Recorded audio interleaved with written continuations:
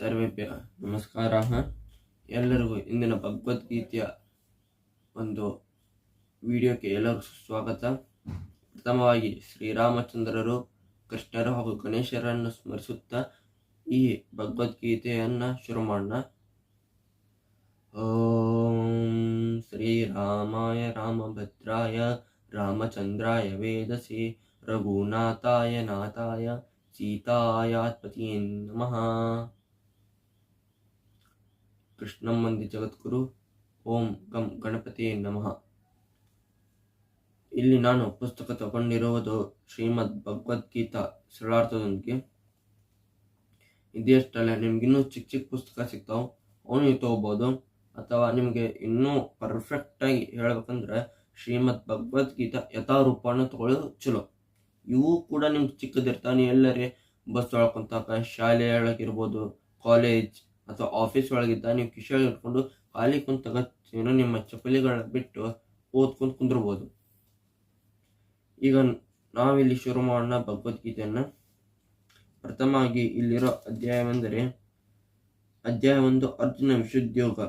ಅರ್ಜುನಿಗೆ ಯುದ್ಧವು ಬೇಡ ಎನಿಸಿದ ಇದರಲ್ಲಿ ಪ್ರಸ್ತುತ ವಿವರಿಸಿದ್ದಾರೆ. ಇದರಲ್ಲಿ ಒಟ್ಟು ಶ್ಲೋಕಗಳು ಎಷ್ಟಿದ್ದಾವಪ್ಪ ಅಂದ್ರೆ 47 ಶ್ಲೋಕಗಳಿದ್ದಾವೆ. 47 ಶ್ಲೋಕಗಳಿದ್ದು ಇದೊಂದು ಪೂರ್ಣವಾಗಿ ಅರ್ಜುನ ವಿಶುದ್ಧಯೋಗ ಅಂತ ಹೆಸರು ಕೊಟ್ಟಾರೆ. ಯಾಕಂದ್ರೆ ಪಲ್ಲಿ ಅರ್ಜುನ್ಗೆ ಅವರ ಮುಂದೆ ಇರುವ ಅಜ್ಜಂದಿರು ಕಂಡು ದುಃಖಿತನಾಗಿ ಇವ್ರನ್ನ ಕೊಲ್ಬೇಕಾ ಅನ್ನೋದು ಕಾರಣ ಅವನಿಗೆ ಯುದ್ಧ ಬೇಡ ಎನಿಸಿದ್ದ. ಅದಕ್ಕಾಗಿ ಅರ್ಜುನ್ಗೆ ಯುದ್ಧವು ಬೇಡ ಎನ್ನಿಸಿದ ಅಂತೇಳಿ ಹೆಸರು ಕೊಟ್ಟರೆ ಅದನ್ನು ಸಂಸ್ಕೃತದಲ್ಲಿ ಅರ್ಜುನ ವಿಶುದ್ಧಯೋಗ. ಈಗ ಪ್ರಥಮವಾಗಿ ನಾವು ಶ್ಲೋಕವನ್ನು ಶುರು ಮಾಡೋಣ. ಧೃತರಾಷ್ಟ್ರ ಉವಾಚ ಧರ್ಮಕ್ಷೇತ್ರೆ ಕುರುಕ್ಷೇತ್ರೆ ಸಮಾವೇತ ಯೋತ್ಸವ ಮಾಮಕಾಂ ಪಾಂಡವೈಚ್ಛವ ಕಿಮಕೂರತ ಸಂಜಯ. ಧೃತರಾಷ್ಟ್ರ ಹೇಳಿದರು, ಯುದ್ಧ ಸನ್ನದ್ಧರಾದ ಪಾಂಡವರು ಮತ್ತು ನಮ್ಮವರು ಧರ್ಮಕ್ಷೇತ್ರ ಎನ್ನಿಸಿದ ಕುರುಕ್ಷೇತ್ರೆಯನ್ನು ಏನು ಮಾಡಿರುವರು? ಇದನ್ನು ನೋಡ್ಬೋದು. ಯುದ್ಧ ಸನ್ನದ್ಧರಾದ ಪಾಂಡವರು ಮತ್ತು ನಮ್ಮವರು ಅಂತ ಹೇಳ್ಯಾರ ಒಂದೇ ಲೈನ್ನಲ್ಲಿ. ಯುದ್ಧ ಸನ್ನದ್ಧ ಅಂದ್ರೆ ಕುರುಕ್ಷೇತ್ರದಲ್ಲಿ ಬ್ಯುಸಿಯಾಗಿರಲ್ಪಟ್ಟ ಪಾಂಡವರು ಅಂದ್ರೆ ನಾವು ಯಾವುದೋ ಒಂದು ಕೆಲಸ ಮಾಡ್ತಿರ್ಬೇಕು, ಬರಿತಿರ್ಬೇಕು, ಲಕ್ಷ್ಯ ಎಲ್ಲ ಇರ್ತೈತಿ. ಹಾಗೆ ನಾವು ಏನಾದ್ರು ಓದ್ತಿರ್ಬೇಕು, ನಾವೇನು ಒಂಚೂರು ಹಿಂಗೆ ನೋಡೋಕೆ ಓದಕ್ಕಾಗಲ್ಲ, ಯಾಕಂದ್ರೆ ಲಕ್ಷ್ಯ ಅಲ್ಲಿ ಹೋಗ್ಬಿಡ್ತೈತಿ. ಅದಕ್ಕೆ ಹಾಗೆ ಇಲ್ಲೂ ಹೇಳ್ತಾರೆ, ಯುದ್ಧ ಸನ್ನದ್ಧರಾದ ಯುದ್ಧದಲ್ಲಿ ಮಗ್ನರಾದ ಪಾಂಡವರು ಮತ್ತು ನಮ್ಮವರು ಅಂದ್ರೆ ಕೌರವರು ಧರ್ಮಕ್ಷೇತ್ರ ಎನಿಸಿದ ಕುರುಕ್ಷೇತ್ರ ಏನು ಮಾಡಿರೋರು? ಧರ್ಮಕ್ಷೇತ್ರ ಎನಿಸಿದ ಕುರುಕ್ಷೇತ್ರ ಈ ನೀವು ನೋಡ್ಬೋದು. ಕುರುಕ್ಷೇತ್ರ ಅನ್ನೋದು ಯುದ್ಧ ಭೂಮಿ, ರಣರಂಗ ಭೂಮಿ. ಯೋಧರಿಗೆ ಅದು ಅಷ್ಟು ಸರಳಾಗಿ ಸಿಗೋ ಭೂಮಿ ಅಲ್ಲ. ಅದನ್ನು ಅವ್ರಿಗೆ ಏನೋ ಟ್ರೈನಿಂಗ್ ಕೊಟ್ಟು ಅವ್ರಿಗೆಲ್ಲ ಕಲಿಸಿ ಆದ್ಮೇಲೆ ರಣರಂಗ ತಿಳಿಸ್ತಾರೆ. ಬಟ್ ಇಲ್ಲಿ ಇನ್ನೊಂದು ರೂಪದಲ್ಲಿ ನೋಡೋದಾದ್ರೆ ಎಷ್ಟೋ ಮಂದಿ ಅವರ ಕೈ ಕಾಲುಗಳನ್ನ ಮುರಿದುಕೊಳ್ತಾರೆ, ಅಂಗವಿಕಲರಾಗ್ತಾರೆ. ಅದು ಅವರ ಮನೆಗೆ ಹೊರೆ ಆಕತಿ. ಅದಾದ ಒಂದಿಷ್ಟು ಮಂದಿ ವೀರಾಗತಿ ಅಂತ ಹೊಲ್ತಾರೆ. ಈಚ ಕಡೆ ಅವ್ರ ಮನೆಗೆ ದುಡ್ದು ಹಾಕೋರು ಇರೋದಿಲ್ಲ. ಇದ್ರ ಚಲೋ, ಎಲ್ಲ ಇದ್ದಾಗ ಅವ್ರ ಮನೆಗೇನು ಕಣ್ಣೀರಿನ ಮಳೆ ಸುರಿತೈತಿ. ಅಂತ ಭೂಮಿನ ಯಾಕೆ ಇಲ್ಲಿ ಧೃತರಾಷ್ಟ್ರರು ಧರ್ಮಕ್ಷೇತ್ರ ಎನಿಸಿದ್ದಾರೆ ಅಂದ್ರೆ, ಯಾಕಂದ್ರೆ ಸಾಕ್ಷಾತ್ತಲ್ಲಿ ಭಗವಂತರಾದ ಶ್ರೀಕೃಷ್ಣ ದೇವರೇ ಪಾದಸ್ಪರ್ಶ ಮಾಡಿ ಆ ಯುದ್ಧಕ್ಕೆ ಸಾಕ್ಷಿ ಹಾಕೊಂತಾರ. ಅದಕ್ಕಾಗಿ ಏನಾತಂದ್ರಲ್ಲಿ ಆ ಯುದ್ಧ ಕ್ಷೇತ್ರ ಅನಿಸಿದ್ದು ಧರ್ಮಕ್ಷೇತ್ರ ಆಗ್ಬಿಡ್ತು. ಏನ್ ಮಾಡ್ತಾ ಇದ್ರು, ಆ ಧರ್ಮಕ್ಷೇತ್ರ ಯಾಕೆ ಇನ್ನೂ ಯುದ್ಧ ಶುರು ಮಾಡಲಿಲ್ಲ ಅಂತ ಕೇಳಕೊಂತಾರ. ಯಾರಿಗೆ? ಸಂಜಯ್ ಅವರಿಗೆ. ಇಲ್ಲಿ ಸಂಜಯ್ ಅವ್ರ ಮುಂದೆ ಏನ್ ಹೇಳ್ತಾರಪ್ಪ ಅಂದ್ರೆ,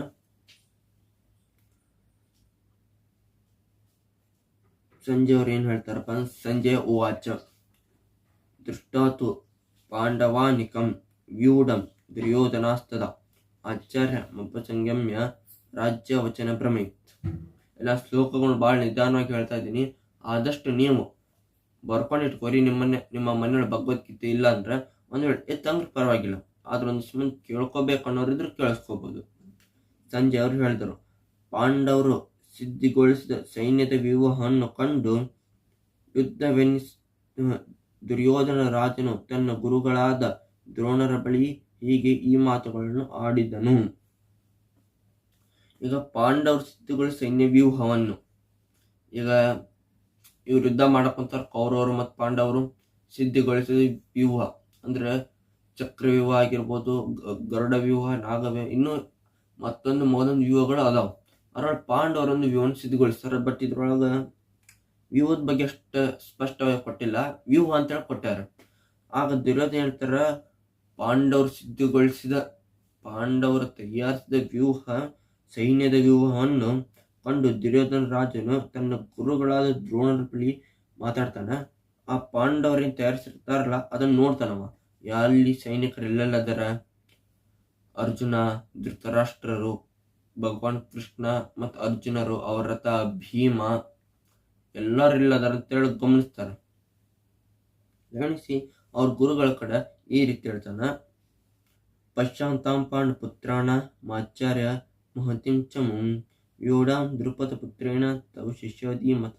ಇಲ್ಲಿ ನಾವು ನೋಡ್ಬೋದು, ಇಲ್ಲಿ ಏನ್ ಕೊಟ್ಟಾರ ಅಂದ್ರ ದುರ್ಯೋಧನ ಗುರು ಹೇಳ್ತಾರೆ. ನೀವು ಈಗ ಅನ್ಬೋದು ದುರ್ಯೋಧನ ಉವಾಚ ಅಂತ ಯಾಕೆ ಕೊಟ್ಟಿಲ್ಲ ಅಂದ್ರ, ಇಲ್ಲ ಸ್ಟಾರ್ಟಿಂಗ್ ಏನ್ ನೋಡಿದ್ವಿ, ಧೃತರಾಷ್ಟ್ರ ಉವಾಚ ಮತ್ತು ಸಂಜಯ ಉವಾಚ. ಇಲ್ಲಿ ಅವರಿಬ್ರು ಯುದ್ಧದೊಳಗಿಲ್ಲ. ಮತ್ತೆ ನೀವು ಕಣ್ಬೋದು ಅವ್ರು ಹೆಂಗ್ ಮಾತಾಡ್ಕೊಂತಾರ.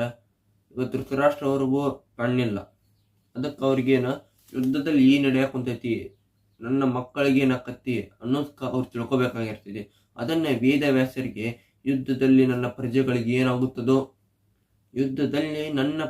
ಏನಾಗುತ್ತದೋ ಮತ್ತು ನಮ್ಮ ಪಾಂಡವರು ಏನಾಗುತ್ತದೋ ಅಂತ ಏನೇನೋ ಹೇಳಿ ಅವ್ರನ್ನ ಒಂಥರ ಏನೋ ದಿವ್ಯ ದೃಷ್ಟಿ ಕೇಳೋಂಗೆ ಸುತ್ತಿ ಬಳಸಿ ಮಾತಾಡಿದವ್ರು ಗೊತ್ತಾಗ್ಬಿಡ್ತವ್ರು ವೇದವ್ಯಾಸರಿಗೆ. ಇವಂಗ ದುರ್ಯೋಧನ ವ್ಯಾಮೋಹ ಐತೆ ಅಂತ ಕೊಡ್ಬೇಕು, ಹೆಂಗೋ ಅಧರ್ಮ ನಾಶ ಆಗ್ತೈತಿ. ಕೃಷ್ಣ ಭಗವಂತ ಅವರು ಧರ್ಮ ಸ್ಥಾಪನೆ ಮಾಡ್ತಾರ. ಇದು ಕಟ್ಟ ಇಟ್ಟ ಬುತ್ತಿ ಅಂತೇಳಿ ಅವ್ರು ಗೊತ್ತಿರ್ತದೆ. ಅದಕ್ಕೆ ಏನು ಅವ್ರ ದಿವ್ಯ ದೃಷ್ಟಿಯನ್ನು ಧೃತರಾಷ್ಟ್ರ ಕೊಡಕ್ ಹೋಗ್ತಾರ. ಆದ್ರೆ ಅವ್ರೇನು ಬೇಡ ಅಂತೇಳಿ ನನ್ನ ತಮ್ಮನ ಸಂಜಯನ ಕೊಡಂತಾರೆ. ಯಾರು? ಧೃತರಾಷ್ಟ್ರ ಅವರು. ಅದಕ್ಕೆ ವೇದವ್ಯಾಸರು ಅವ್ರ ದಿವ್ಯ ದೃಷ್ಟಿಯನ್ನ ಸಂಜೆ ಅವ್ರಿಗೆ ಪ್ರದಾನಿಸ್ತಾರ. ಇಲ್ಲಿ ನಾವು ನೋಡ್ಬೋದು, ಧೃತರಾಷ್ಟ್ರ ಹೇಳ್ತಾರೆ ಧರ್ಮಕ್ಷೇತ್ರ ಏನಾಯ್ತು, ಇವ್ರು ಸಂಜೆ ಹೇಳಕೊಂತಾರ. ಇವ್ರು ಸಂಜೆರು ಯುದ್ಧ ನಡೆಯೋ ಜಾಗದೊಳಗಿಲ್ಲ, ಹಸ್ತಿನಾಪುರದ ಕೋಟೆ ಒಳಗದಾರ, ಹಸ್ತಿನಾಪುರಿ ಒಳಗದಾರ.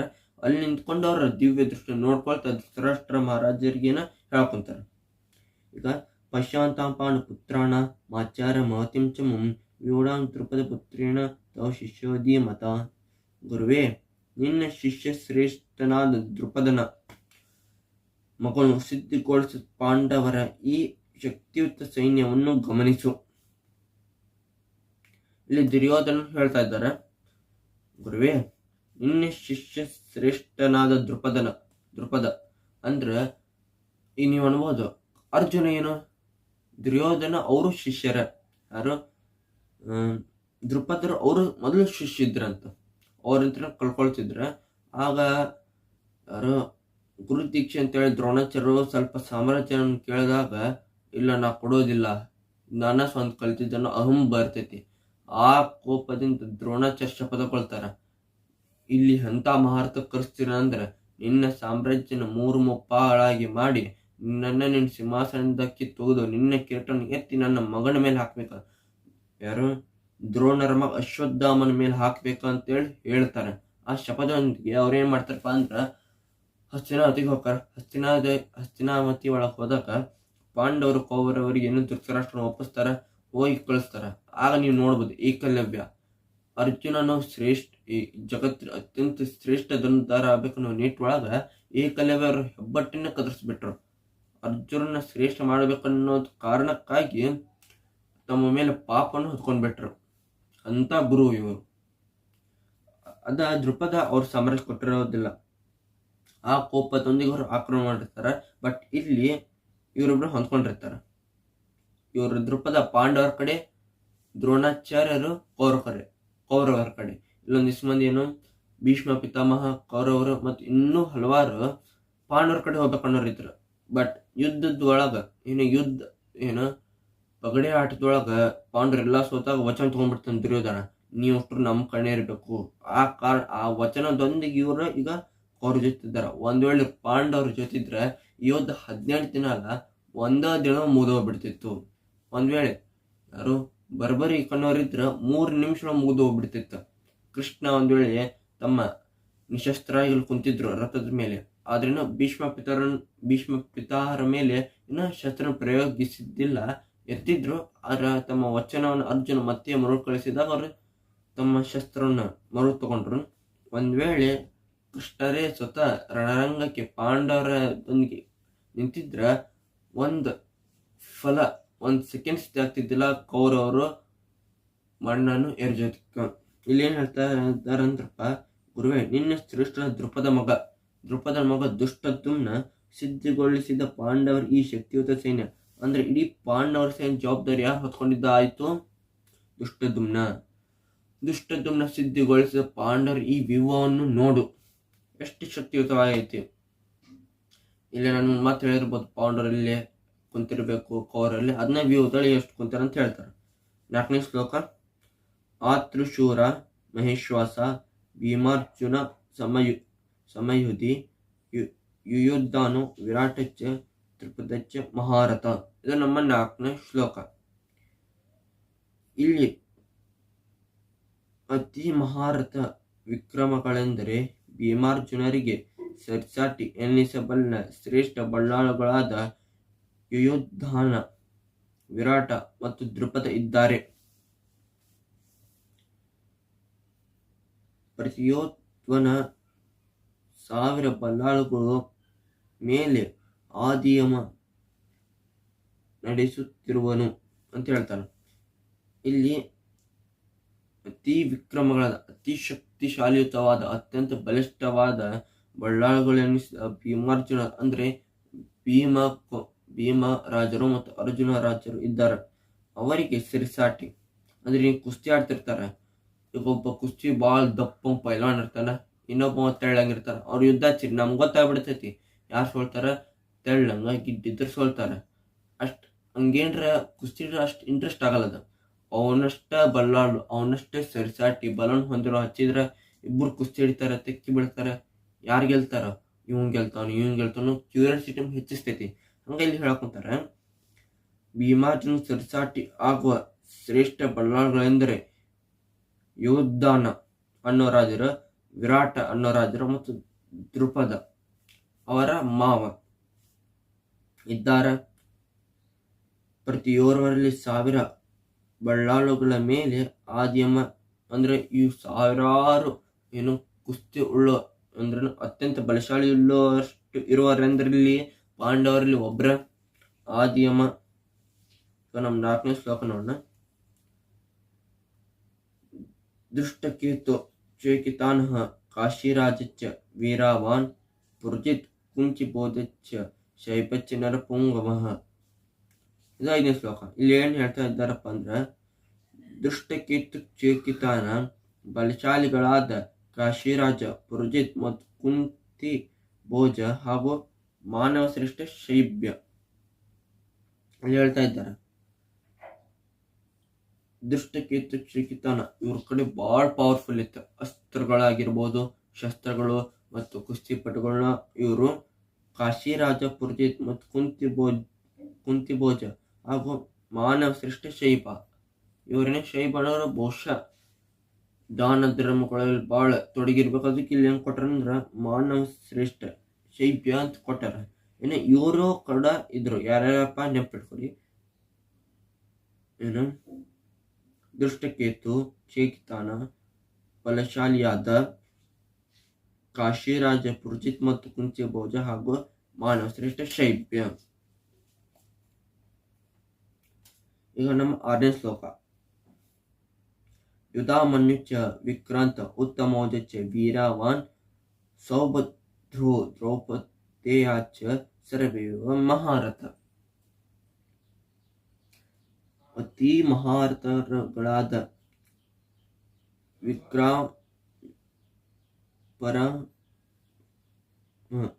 ಅತಿ ಮಹಾರಥರಾದ ಪರಾಕ್ರಮಿ ಯುಧಾಮನ್ಯುಚ್ಚ, ಧೀರ ಉತ್ತಮೋಜಚ್ಚ, ಸೌಭದ್ರೆಯ ಮಗ ಹಾಗೂ ದ್ರೌಪದಿಯ ಮಕ್ಕಳು. ಇಲ್ಲಿ ಹೇಳ್ತಾ ಇದ್ದಾರಪ್ಪ ಏನೋ ದುರ್ಯೋಧನ ಮಹಾರಾಜರು ಇಲ್ಲಿ ಅತ್ಯಂತ ಅವ್ರು ಮತ್ತು ಇವ್ರು ಮತ್ತೊಳ್ಳೆ ಮರುಕಳಿಸ್ತಾ ಇದ್ದಾರೆ. ಮತ್ತು ಯಾರ ಪವರ್ಫುಲ್ ಅಂದರೆ ಈ ವ್ಯೂಹದೊಳಗ ಮುಂದಿನ ಭಾಗದಲ್ಲಿ, ಮಧ್ಯ ಭಾಗದಲ್ಲಿ ಮತ್ತು ಹಿಂದಿನ ಭಾಗದಲ್ಲಿ ಮತ್ತೆ ಎಡಗಡೆ ಬಲ ಭಾಗಕ್ಕ ಅತಿ ಮಾರತ ಪರಾಕ್ರಮ ಯುಧಾಮನ್ಯುಚ್ಚರಿದ್ದಾರೆ, ಧೀರ ಉತ್ತಮ ಓಜಚ್ಚರಿದ್ದಾರೆ ಮತ್ತು ಸುಭದ್ರಿಯ ಮಗ ಆದ ಅಭಿಮನ್ಯು ಹಾಗೂ ಮತ್ತು ದ್ರೌಪದಿಯ ಮಕ್ಕಳು 5 ಮಂದಿ ಅದಾರ ಅಂತ ಹೇಳ್ತಾ ಇದ್ದಾರೆ. ನಮ್ಮ 7ನೇ ಶ್ಲೋಕ, ಆಸ್ಮಕಾಂ ತು ವಿಶಿಷ್ಟಾಯೋ ತಾನಿದ್ಬೋಧ ದ್ವಿಜೋತ್ತಮ ನಾಯಕ ಮಮ ಸೈನ್ಯಸ್ಯ ಸಮಜ್ಞಾನಾರ್ಥ ತಾನಿದ್ಬೋಧ ತನ್ ಭವಿಮಿತ್ತೆ. ಅಲೈ ಬ್ರಾಹ್ಮಣ ಶ್ರೇಷ್ಠನೇ, ನಿಮ್ಮ ಕಡೆಯಲ್ಲಿರುವ ಪ್ರಖ್ಯಾತರಾದ ಹೆಸರು ಹಾಗೂ ಸೈನ್ಯದ ಮುಖ್ಯಸ್ಥರು ನಿನಗೋಸ್ಕರಾಗಿ ಹೇಳುತ್ತೇನೆ, ತಿಳಿದುಕೊ. ಈಗ ದ್ರೋಣಾಚಾರ್ಯ ನಂತರ ಅಲೇ ಬ್ರಾಹ್ಮಣ ಶ್ರೇಷ್ಠನೇ, ಅದರಲ್ಲಿ ಒಬ್ಬ ಬ್ರಾಹ್ಮಣ ಯೋಧರಿದ್ದರಂದಂಗಾಯ್ತು. ಅಂದ್ರೆ ಇನ್ನು ಗುರುದ್ರೋಣ ಬ್ರಾಹ್ಮಣರು. ಶ್ರೇಷ್ಠನಾದ ನಮ್ಮ ಕಡೆಯಲ್ಲಿರುವ ಪ್ರಖ್ಯಾತ ಹೆಸರಾಂತ ಸೈನ್ಯದ ಮುಖ್ಯಸ್ಥರನ್ನು ಹೇಳ್ತೇನೆ. ಇಲ್ಲಿ ಏನ್ ಹೇಳಕ್ ಕುಂತಾರಂದ್ರಪ್ಪ, ನಮ್ಮ ಕಡೆ ಎಷ್ಟು ಧೀರರಿದ್ದಾರ ಬ್ರಾಹ್ಮಣ ಗುರುವೇ, ನಮ್ಮ ಕಡೆ ಎಷ್ಟು ವೀರ ಶೂರರು ಮತ್ತು ಎಂತ ಕ್ಷತ್ರಿಯರುಳ್ಳವರು ಅದಾರ ಅಂತ ಹೆಸರು ಹೇಳ್ತೀನಿ, ಕೇಳು. ಭಗವಾನ್ ಭೀಷ್ಮಚ್ಚ ಕರ್ಣಚ್ಚ ಕೃಪಚ್ಚ ಸಮಿತಂಜಯ ಅಶ್ವತ್ಥಾಮ ವಿಕರ್ಣಚ ಸೋಮದತ್ತಿರ್ಚ ಯದರ್ಥಃ. ತಾವು ಭೀಷ್ಮರು, ಕರ್ಣ ಮತ್ತು ಯುದ್ಧದಲ್ಲಿ ಜಯಶೀಲರಾದ ಕೃಪಾಚಾರ್ಯ, ಅಶ್ವತ್ಥಾಮ, ಸೋಮದತ್ತನ ಮಗ ಜಯದ್ರಥ ಹಾಗೂ ವಿಕರ್ಣ ಮುಂತಾದವರು ಇರುವರು. ಈಗ ಪಾಂಡವರದು ಮುಗಿತು, ಅವರ ವ್ಯೂಹದ ಸೈನ್ಯರನ್ನು ನೋಡುವುದು ಮುಗಿತು. ಈಗ ದುರ್ಯೋಧನ ಮಹಾರಾಜರು ಅವರ ಸೈನ್ಯದ ಬಗ್ಗೆ ಹೇಳ್ತಾ ಇದ್ದಾರೆ. ಅವ್ರ ಗುರುಗಳಿಗೆ ತಾವು ಭೀಷ್ಮ ಪಿತಾರ ಮತ್ತು ಕರ್ಣ ಯುದ್ಧದಲ್ಲಿ ಜಯಶೀಲರಾದ ಕೃಪಾಚಾರ್ಯ, ಅಶ್ವತ್ಥಾಮ, ಸೌಮ್ಯದತ್ತ ಮಗ ಜಯದ್ರಥ ಹಾಗೂ ವಿಕ್ರಮಣ ಇದ್ದಾರೆ. ಅಂದ್ರೆ ಈ ಯುದ್ಧದಲ್ಲಿ ನಮ್ಮನ್ನು ಜಾಸ್ತಿ ಗೆಲ್ಲಿಸಬಲ್ಲ ಯುದ್ಧ ಪಟುಗಳಾದ ಕೃಪಾಚಾರ್ಯ ಅಂದ್ರೆ ಪಾಂಡವರ ಕುಲಗುರುಗಳು. ಬಟ್ ಮೊನ್ನೆ ಕೇಳಿದ ಪಗಡೆ ಆಟದೊಳಗೇನು ಅವರು ಸೋತಿದ್ರು, ದುರ್ಯೋಧನ ವಚನ ಇಸ್ಕೊಂಡಿದ್ದ. ಆ ವಚನ ಪ್ರಕಾರ ಕೃಪಾಚಾರ್ಯ ಅವ್ರ ಪಕ್ಕದಲ್ಲಿದ್ದಾರ. ಅಶ್ವತ್ಥಾಮ ಕೌರವರ ಕಡೆನ, ಅಷ್ಟರವ್ರ ತಂದೆ ನೋಡ್ರಿ ಪಾಂಡವರ ಕಡೆ. ಸೋಮದತ್ತ ಮಗ ಜಯದ್ರಥ ಹಾಗೂ ವಿಕರ್ಣ ಮುಂತಾದವರು ಏನ್ ಮಾಡ್ತಾ ಇದ್ದಾರಪ್ಪ ಅಂದ್ರೆ ಅವರು ಕೂಡ ಕೌರವರ